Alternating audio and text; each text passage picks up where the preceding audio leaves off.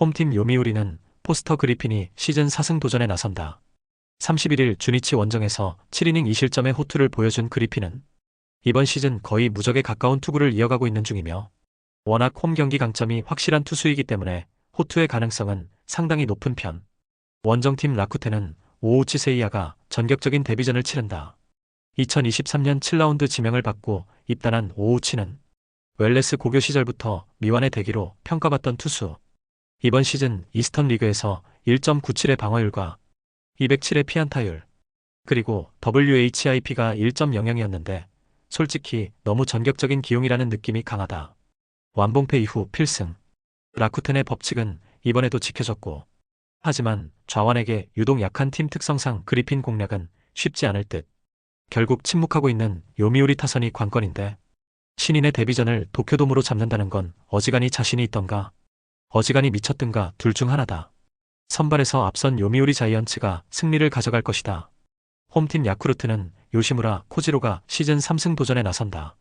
31일 DNA 원정에서 6이닝 2실점의 투구를 보여준 요시무라는 이제 좋을 때의 모습이 꾸준히 이어지고 있는 중이며, 문제는 작년 교류전 투구가 그다지 좋지 않았고 소프트뱅크 상대로 원정에서 6이닝 4실점으로 부진했다는 점이며, 원정팀 소프트뱅크는 우와사와 나오유키가 시즌 4승에 도전한다. 25일 오릭스와 카고시마 경기에서 4이닝 9실점의 부진으로 패배를 당했던 우와사와는 앞선 3경기의 호조가 단숨에 날아가 버렸고, 그래도 부진이 2경기 연속 이어지는 타입은 아니고 2년 전 교류전에서 대단히 강했던 투수라는 점이 강점으로 볼 수 있는 부분일 것이다. 전날 경기는 소프트뱅크가 승리를 갖다 바쳤다는 표현이 잘 어울린다.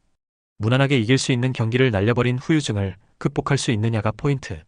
그러나 요시무라는 작년 소프트뱅크 상대 교류전 투구가 좋지 않았다는 점이 문제고, 우와사와는 교류전 강점이 있는 투수고 이틀 연속 기적을 기대하는 건 무리고, 선발에서 앞선 소프트뱅크 호크스가 승리를 가져갈 것이다.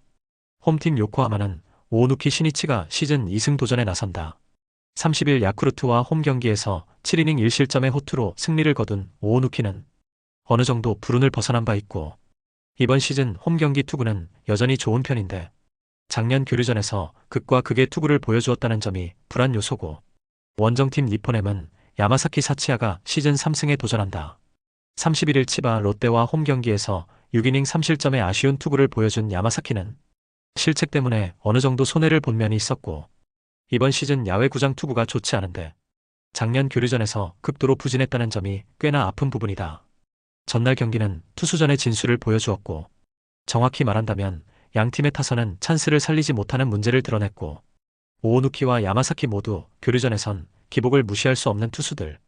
그러나 DNA는 어급 좌완 투수 상대로 꽤 약한 모습을 종종 드러내고 있고, 오오누키는 장타 일방이 문제고, 그래도 교류전은 상성을 따라간다. 선발에서 앞선 DNA가 신승을 가져갈 것이다. 홈팀 주니치은 타카하시 히로토가 시즌 3승 도전에 나선다. 31일 요미우리와 홈 경기에서 7이닝 2실점의 호투를 하고도 승리를 거두지 못했던 타카하시는 작년에 비하면 살짝 아쉬운 느낌이 있는 편이며, 작년 교류전에서 무려 19.1이닝 1실점으로 매우 강했기 때문에 이번 경기는 기대를 걸 여지는 많은 편. 원정팀 치바 롯데는 타나카 하루야가 시즌 4승에 도전한다. 27일 오릭스와 홈 경기에서 7이닝 2안타 무실점의 완벽투로 승리를 거둔 타나카는 홈 야간 경기에 극도로 강한 투수임을 다시금 증명해 보였고, 반면 낮 경기 투구는 기복이 조금 있는 편이고 원정이라는 점이 타나카에게는 변수가 될 수 있는 포인트다. 주니치는 타격이 좋지 않은 팀이며 공교로운 건 치바 롯데 역시 마찬가지라는 것. 현재의 타카하시라면 에이스급 투구를 해줄 가능성이 높은 편. 결국 타나카 하루야가 얼마나 해주느냐가 관건인데, 낮 경기의 기복 문제가 발목을 잡을 것이며 선발에서 앞선 주니치 드래곤즈가 승리를 가져갈 것이다. 홈팀 히로시마는 토쿠다 히로키가 시즌 6승 도전에 나선다. 31일 한신과 홈 경기에서 8이닝 2안타 1실점의 호투를 하고도 타선의 부진으로 패배를 당했던 토쿠다는 홈에서만큼은 쾌투를 이어가고 있는 중이며, 작년 세이브 상대로 원정에서 8이닝 1실점 승리를 거두었는데 지금의 토쿠다라면 충분히 쾌투를 이어갈 수 있을 것이며, 원정팀 세이브는 이마이 타치야가 시즌 6승에 도전한다.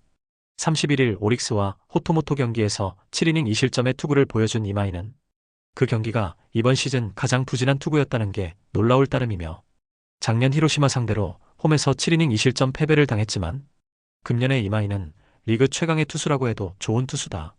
전날 경기는 역시나 투수전이었고 이번 경기 역시 투수전 전개 가능성이 높은 편.